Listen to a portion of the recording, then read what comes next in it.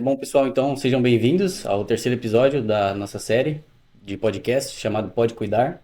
A gente hoje vai abordar um tema bem interessante, focando um pouco mais na parte do cuidador, em todo esse assunto do trabalho de cuidado.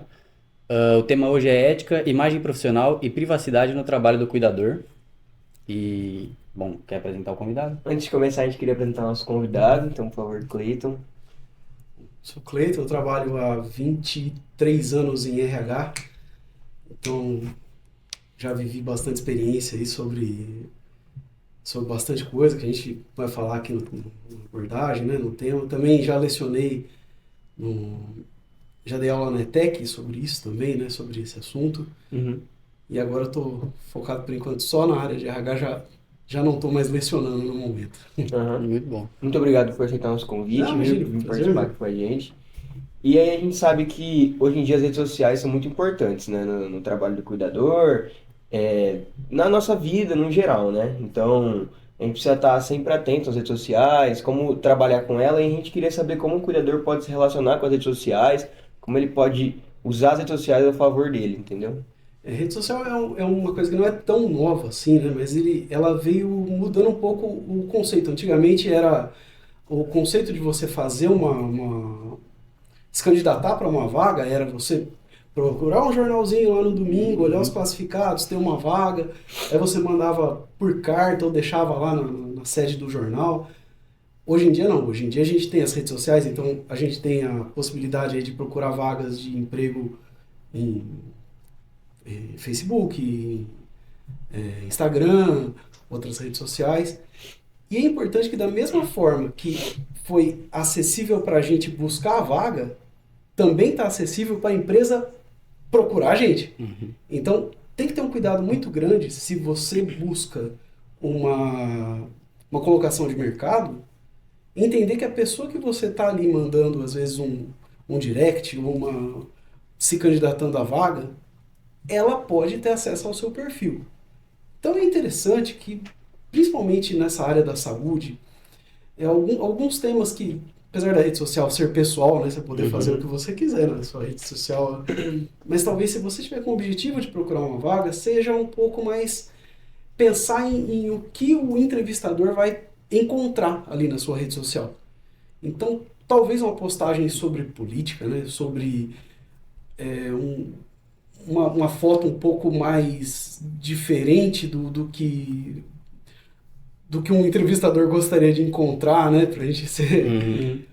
Ou talvez até, inclusive, uma postagem até religiosa, porque a gente não sabe A religião do a entrevistador. religião do entrevistador. Então, às vezes, você tem sua religião, você não deve deixar de ter sua religião, não deve deixar de ter sua crença, mas talvez focar se a ideia é que eu tenha, que eu busque um emprego por isso, que eu penso que o entrevistador vai poder ter uma primeira impressão de mim nessa minha rede social. Né? É que é exposição, né? A gente está Exatamente. exposto nas redes sociais, então hoje todo mundo busca o seu nome no Instagram, no Facebook, em qualquer rede social, até no LinkedIn, que é considerado uma rede social, mas voltada para o trabalho, e ver o que você posta, o que você curte, o que você republica, ver tudo, né? E aí a gente fica meio à mercê disso também. A gente fica muito exposto, né? O pessoal sabe da gente sem a gente falar nada. Né? Sim. Se mistura muito, né? A profissão com a pessoa. Então a gente tem que. Todo mundo fala disso, né? Construir a sua própria imagem. Isso é muito importante hoje em dia.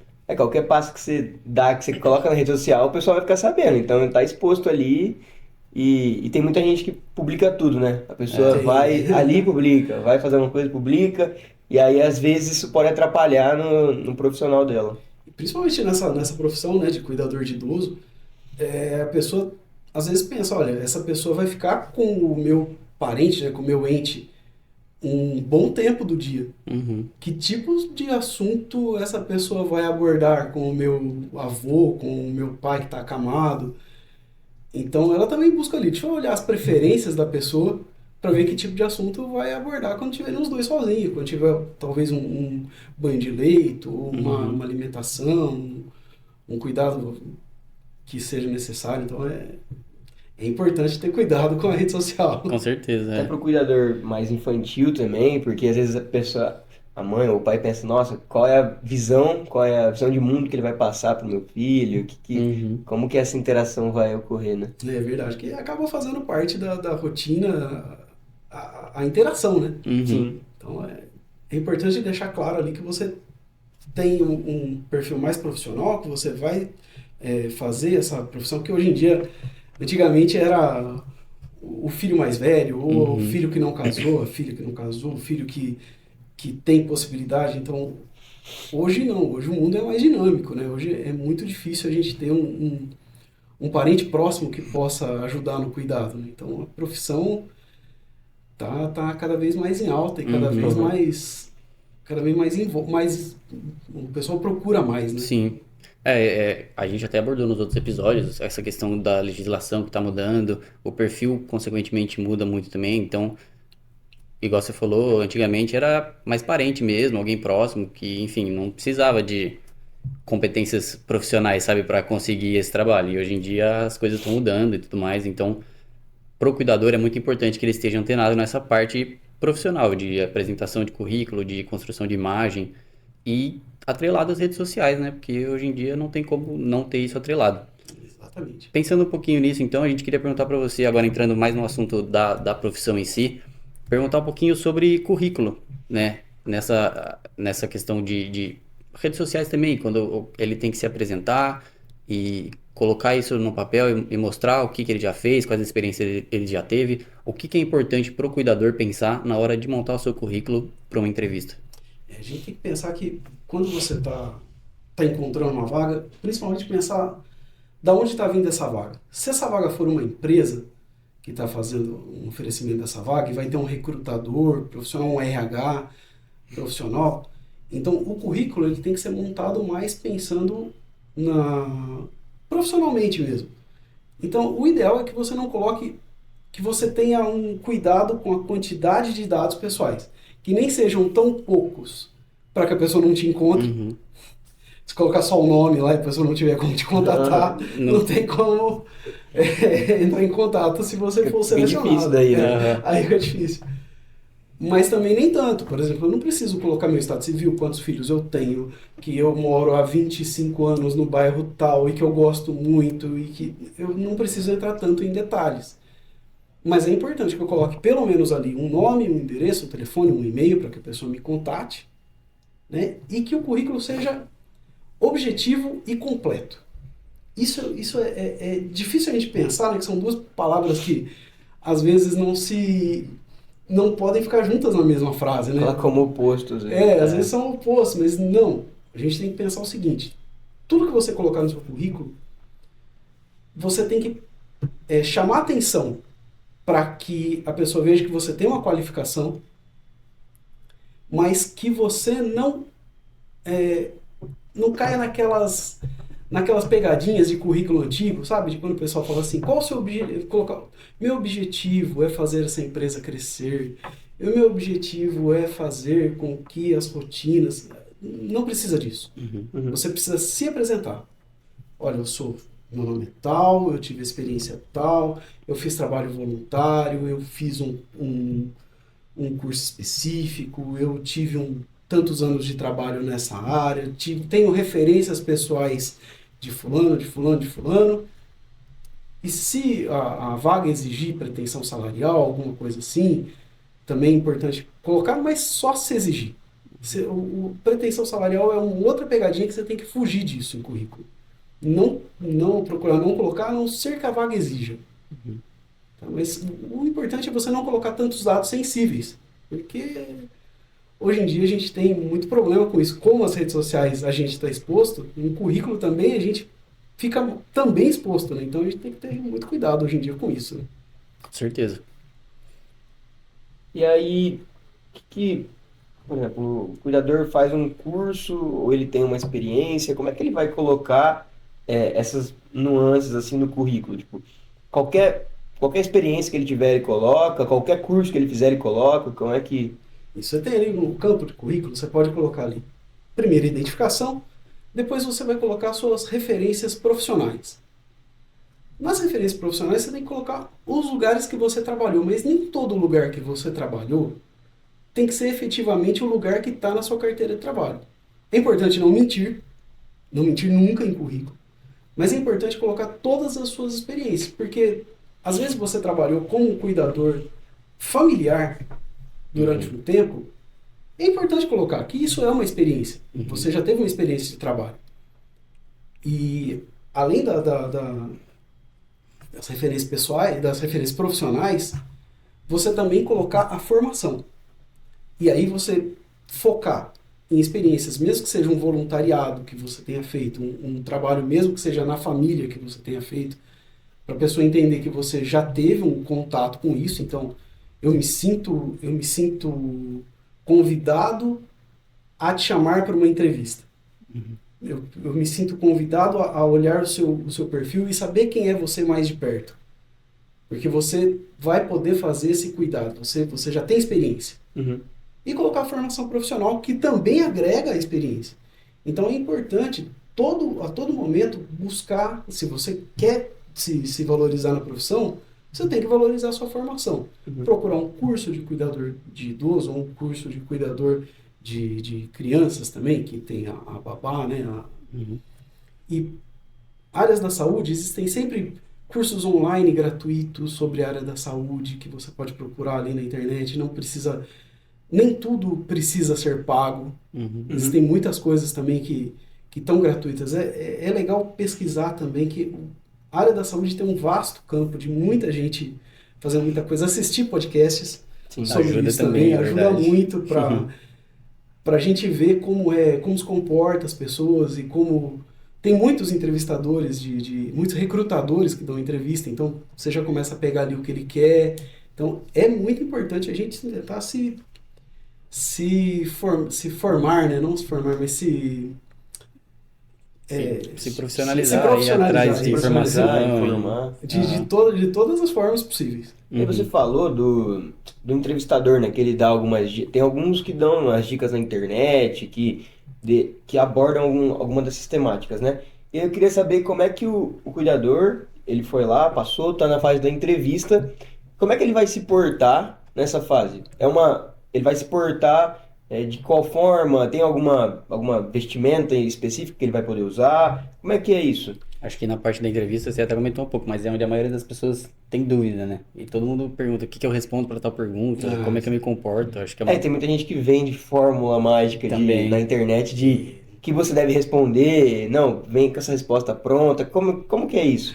Não é um Enem, né? Que se você responder as perguntas exatamente daquela forma, que tem um gabarito, você consegue a vaga, né? Então, a primeira coisa é você ter a sensibilidade do local que você vai fazer essa entrevista. Então, mandei meu currículo, seja por rede social, seja por empresa, porque, principalmente o cuidador, ele pode fazer uma entrevista na empresa, se for uma empresa, mas se for familiar, muitas vezes ele vai fazer uma entrevista com você no hospital, que a pessoa às vezes pode estar acamada, ou se ele tiver um home care em casa, então ele vai fazer a entrevista talvez no local próximo da pessoa para ver se há uma empatia, ver se tem já tem uma prévia dessa relação, né? Exatamente, para a pessoa ter uma prévia dessa relação. Então é importante, primeira coisa, vai chegar numa entrevista, a primeira coisa que você comunica é a vestimenta. Antes de você falar bom dia, a pessoa te olha. Hoje em dia é até complicado falar disso, porque pode cair em alguns outros tipos de coisa, né? Como, talvez, olha, então eu não posso me vestir como eu quero, né? Eu tenho liberdade de me vestir como eu quero. Ninguém manda em mim, eu não tenho... Mas para esse primeiro momento, você tem que pensar assim, olha, eu vou fazer um cuidado ou de uma criança, ou de um idoso, ou de uma pessoa adulta, acamada.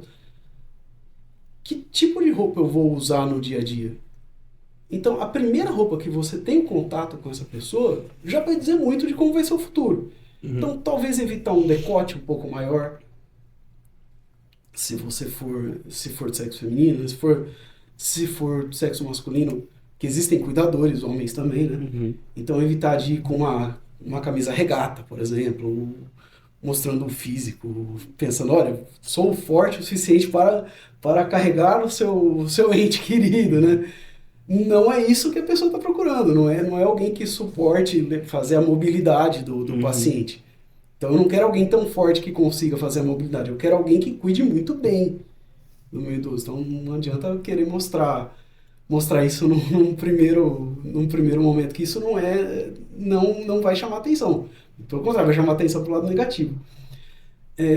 Cores também, porque se você vai com uma roupa muito colorida, muito chamativa, a roupa ela comunica. Você não pode deixar que a roupa comunique mais do que o seu conteúdo que você for falar. Então, ela é uma parte, mas ela tem que ser uma parte menor. Ela tem que ser só uma parte da primeira impressão. A primeira impressão ela tem que ser composta mais do que você fala, mais daquilo que você vai ser capaz de desempenhar no seu trabalho, do que a vestimenta que você foi, né? E também pensar que depois que você for contratado, existe um outro tipo de vestimenta.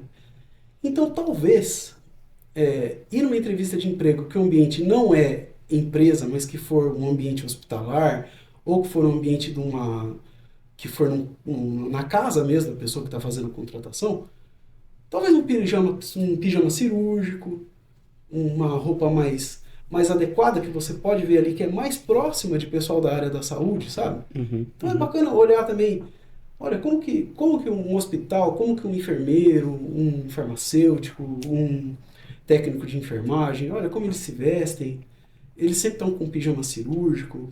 Cor branca, né? Cor branca, nada de cor, ninguém está com uma cor muito chamativa. Então é pensar, você é um profissional da saúde.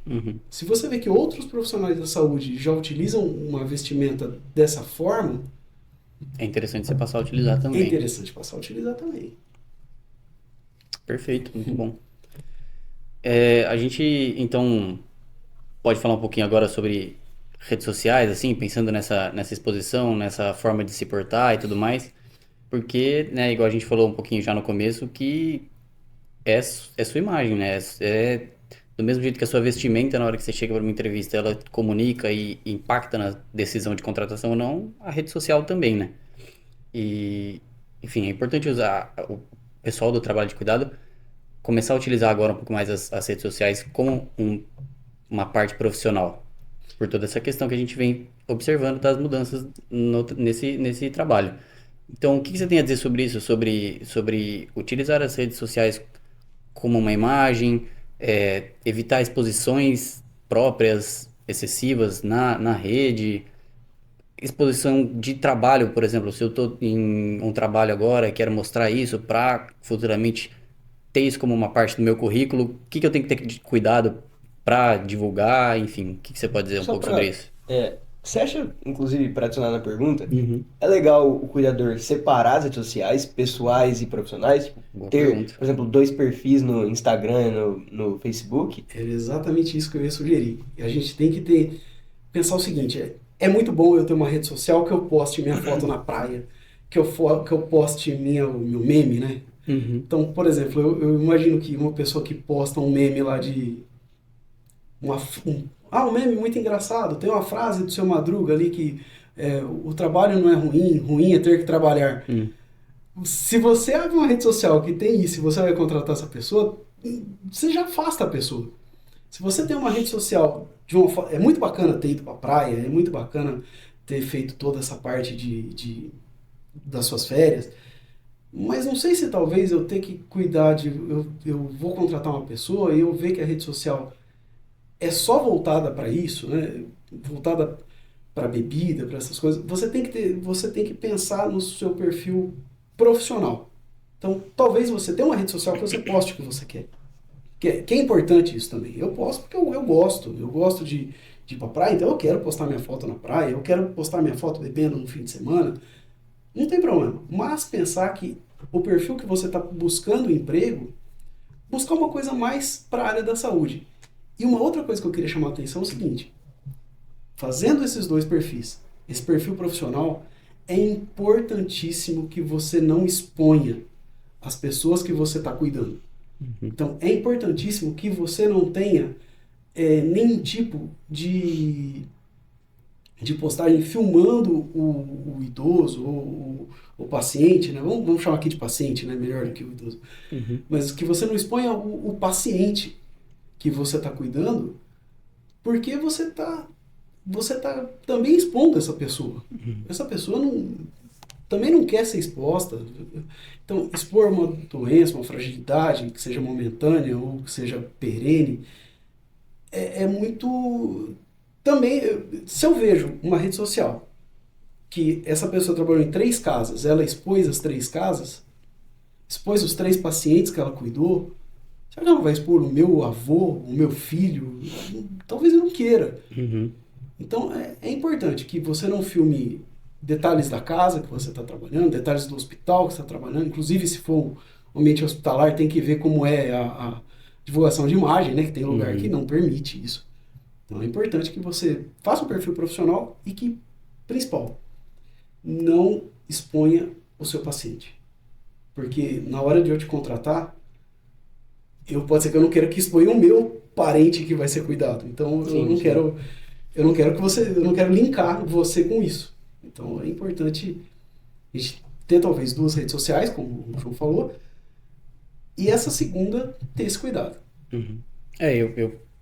Primeiro exemplo assim que vem na minha cabeça quando a gente pensa em saúde e redes sociais é essa questão da exposição, e eu penso muito no caso que teve esse ano, se eu não me engano, lá no INCOR, que as meninas expuseram. Eu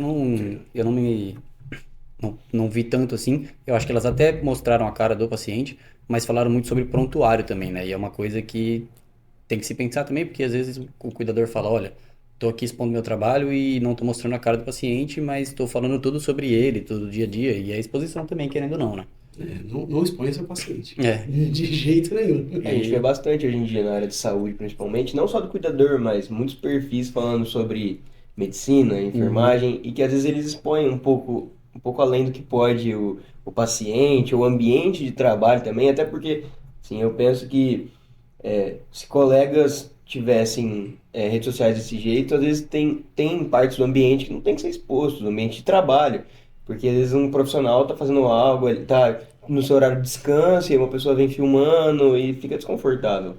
Muito desconfortável, porque a rede social ela é a primeira, ela é antes da vestimenta para entrevista, antes de qualquer coisa, mesmo que você esteja fazendo uma entrega de um currículo numa empresa, como a rede social é aberta hoje em dia, nada impede do recrutador recrutar lá 4 ou 5 currículos e falar assim, vou fazer entrevista com 2, vou olhar as redes sociais desses 5.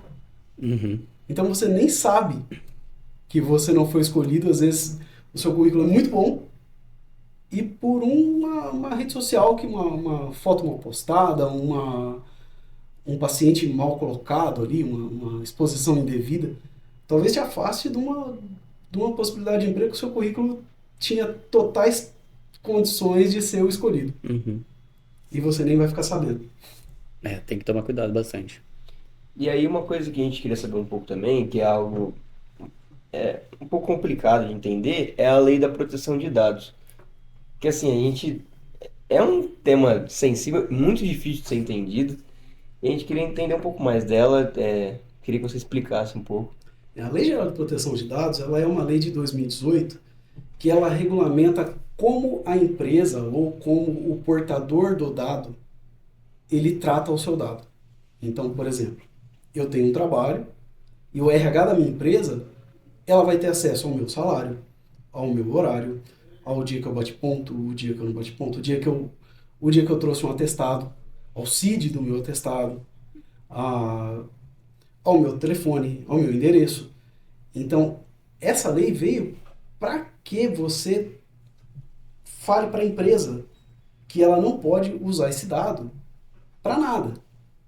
Então, ela não pode usar esse dado sensível para nada. Então, eu não posso pegar isso e fazer uma base de telefones e vender para uma empresa de telemarketing. Então, eu não posso usar o endereço para fazer uma correspondência que vá na casa. Olha, preciso fazer mala direta, mandar pelo correio propagandas. Então, a ideia dessa lei é para isso, para que as empresas elas cuidem dos seus dados. Como a gente pode colocar isso na realidade de quem está buscando uma vaga? Quando a gente está buscando uma vaga, geralmente você tem uma dificuldade de saber, em alguns casos, quem é que está do outro lado oferecendo essa vaga.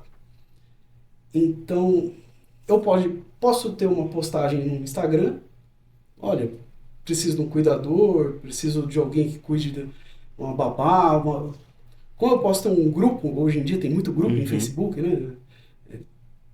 Por exemplo, a gente está aqui em Bauru, né? Então, empregos Bauru. Aí a pessoa vai lá e posta. Você não sabe se essa pessoa ela é realmente uma pessoa que está querendo uma pessoa para que cuide do paciente, ou se ela só está fazendo aquilo para coletar seu dado, para vender seu dado depois. Ou para utilizar de uma outra forma também, né? Então, de novo, a importância de você não colocar os dados sensíveis seu num currículo. Não tem necessidade de você colocar endereço. Ah, mas aí a empresa precisa saber se vai me pagar vale transporte. Isso você faz na entrevista. Isso você faz na entrevista. O currículo ele tem que chamar a atenção para que a pessoa ela fique curiosa de conversar com você. Ela não precisa saber tudo de você. Então, você precisa chamar a atenção para que, olha, eu gostaria de conversar mais com essa pessoa. Então, não tem necessidade de você colocar todos os seus dados. Então, apesar da gente ter uma lei hoje que protege o nosso dado, infelizmente, a lei é uma regulamentação. Então, ela não impede, ela pune quem erra. Então, toda lei ela é punitiva, ela não é, por princípio, impeditiva. Nada impede de alguém coletar esse dado seu.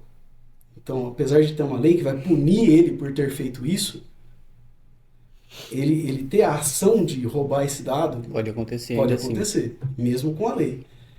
Então, é importante tomar cuidado. Rede social também, a gente ficar postando onde a gente está o tempo todo, onde é o nosso endereço, onde eu trabalho, onde eu levo meu filho na escola, onde eu levo meu cachorro para... Sabe? A gente está num mundo que existem muitas pessoas bem intencionadas, mas tem bastante gente mal intencionada. E agindo na necessidade da pessoa. Eu ofereço uma vaga de um cuidador de, sei lá, 10 mil reais. 10 mil reais com 5 folgas semanais, para trabalhar 2 horas por dia. Talvez chova currículo. Provavelmente muita gente vai acabar indo atrás disso. Eu sei que eu dei uma exagerada aqui, né? Mas uma vaga muito boa, ela vai gerar muita procura.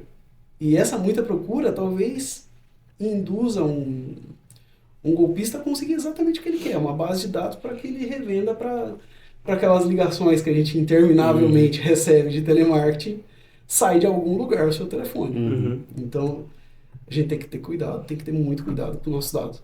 E aí, até, assim, você falando, eu pensei em algo, vendo do outro lado, se for o cuidador que tem os dados do paciente, por exemplo, ele tem que tomar cuidado também como ele envia esses dados, para quem ele envia, tem que ter todo esse cuidado, né? Sim, o principal que até, obrigado, João, porque eu não tinha comentado disso também, né? Você como profissional da saúde, a partir do momento que você passou na entrevista e você está trabalhando, você está do outro lado. Você está prestando o serviço. Então, você prestando o serviço, aí você tem a responsabilidade que a empresa tem. Então, você não pode colocar num grupo que você acha, tem um grupo de amigos aqui que sempre postam coisas engraçadas e eu queria fazer o meu paciente dar risada também, então vou colocar ele nesse grupo aqui sem nenhum... A hora que ele vê, ele vai ser surpreendido com isso, ele vai adorar. Não. A ética, em primeiro lugar, né, da gente pensar no que... Tudo que você está prestando um serviço, ele tem que ser primeiro acordado. Então, você pode ter essa ideia, mas você tem que conversar com a pessoa, porque aí você está incorrendo no crime de expor um dado sensível. Aí você está fazendo... O que a gente falou da empresa, você também está prestando serviço. Então, você também está podendo cometer essa mesma infração de estar colocando num grupo WhatsApp, Telegram, no Facebook, também colocar, olha, familiares. Então, a ideia é que você também tem que ter esse cuidado com esse dado sensível depois. Você passa a ser a empresa Uhum. responsável por esses dados a partir do momento que você tem contato com essas pessoas. Então, a lei vale para todos, né? É interessante abordar esse assunto, eu acho, porque em todo esse cenário de profissionalização que a gente já fala bastante do trabalho de cuidado, é uma questão de saber seus direitos e deveres, né? Tanto direitos quando você está na posição de ser contratado e tá mandando um currículo, e tanto na posição de saber seus deveres quando, por exemplo, você assume a imagem de uma empresa, igual você falou agora. Então, é muito importante quem está nesse mercado entender as nuances disso, né? E muitas vezes a pessoa realmente é a empresa, porque tem Sim. muitas pessoas que fazem esse trabalho de cuidador não só como funcionário, né, como empregado de carteira assinada, ou como um trabalho eventual que talvez não demande, pela quantidade de dias, Uhum. você não demande um registro, mas tem muita gente que tem MEI, né, que é microempresa, Uhum. individual, então ela presta serviço como CNPJ. Então o trabalho do cuidador ele é da mesma forma, mas a forma do vínculo trabalhista é diferente. Então aí realmente você é uma empresa. Uhum. Uhum. Então não que você tem que tomar mais cuidado, você tem que tomar todos os cuidados, tanto com você como funcionário, como você como um trabalhador eventual, como você como uma MEI. Então, às vezes você é a própria empresa, Uhum. então tem que ter muito cuidado com isso. Nessa parte, assim, mais burocrática, eu também queria saber qual que é a melhor escolha para o cuidador. Ele ser um CLT, ter uma carteira assinada, ele ser um trabalhador autônomo, ele ser ter uma MEI, ter um CNPJ. Qual que você acha que é a melhor escolha para um cuidador que atua diariamente, que atua às vezes em mais de uma casa, ou às vezes em pacientes diversos no hospital? É importante a gente entender o que você vai conseguir de bom e de ruim. Então, não existe a fórmula mágica, não existe o vínculo trabalhista ideal. Por exemplo, se eu tenho um emprego de CLT, eu tenho todos os benefícios de fundo de garantia, eu tenho pagamento de previdência, eu tenho, se num eventual acidente de trabalho que pode acontecer, eu fazendo, estou fazendo a mobilidade de um paciente, acabo tendo uma fratura por uma queda, alguma coisa, então eu consigo ficar um tempo pelo INSS, o INSS acaba pagando você tendo esse contrato, esse vínculo trabalhista, fazendo o recolhimento com o INSS, você consegue ter um auxílio-doença, uma doença normal, um auxílio acidente de trabalho.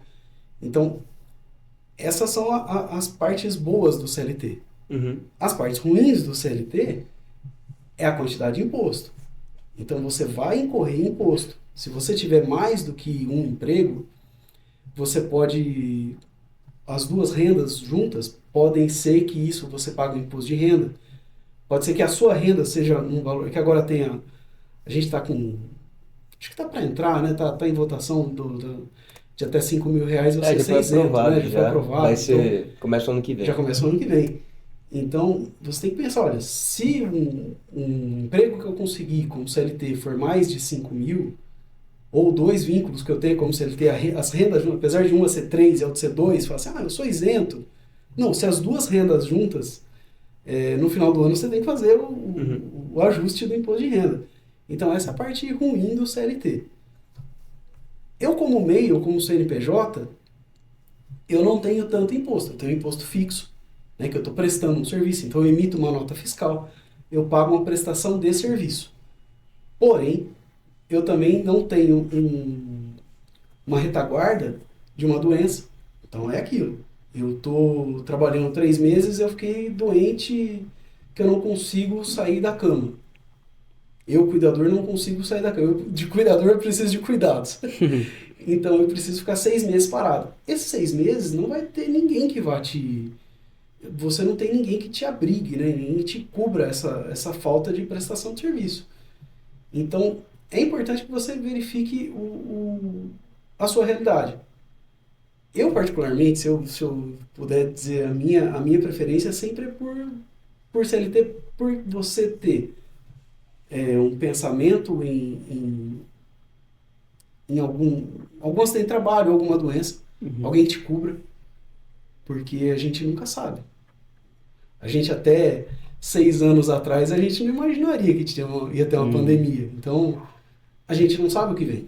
A gente não sabe o que acontece daqui a um ano. Uhum. Então, mas também a questão de, olha, eu tenho vários locais de trabalho, então eu gostaria de fazer um eventual por nota mesmo, que isso eu consigo, eu tenho outras fontes de renda, talvez isso não seja a minha preocupação. Se isso for válido para você, Perfeito. tem que analisar a sua realidade. Legal. Entendi. Acho que a gente falou bastante já, coisas É. muito pertinentes. Acho que deu pra abranger todos os tópicos que a gente queria. A gente Entrar. falou bastante, né? Como que essa profissionalização, legislação e tudo mais, como que o cuidador mesmo se porta no meio de tudo isso, né? Saber seus direitos, seus deveres, os cuidados que ele tem que tomar, como conseguir um emprego e no sentido de currículo, entrevista e tudo mais. Acho que é bem interessante e muito legal falar sobre isso. Eu nunca tinha tido essa conversa e achei bem interessante. Poxa, eu que agradeço. Para mim, diferentemente, tem mais de 20 anos que eu falo disso todo dia. Então, para mim é muito... Tá na rotina, né? Tá na rotina. Então, é um prazer, porque honestamente, eu gosto muito do que eu faço. Eu tenho uma profissão que eu realmente gosto do que eu faço. Eu me encontrei profissionalmente. Então, falar disso para mim é um prazer e é uma alegria. Que bom. A gente pôde perceber isso durante a conversa e a gente ficou muito feliz que você topou vir aqui falar com a gente. Então, agradecer a sua oportunidade, a sua disponibilidade de vir aqui falar com a gente e pedir pro pessoal Dá o like, dar o like. comenta também. Se tiver alguma sugestão, pode enviar pra gente. Nas nossas redes sociais vão estar aqui embaixo. E é isso. É isso. Muito obrigado pela sua visualização e próximo episódio a gente se encontra de novo. Gente, obrigado. Valeu.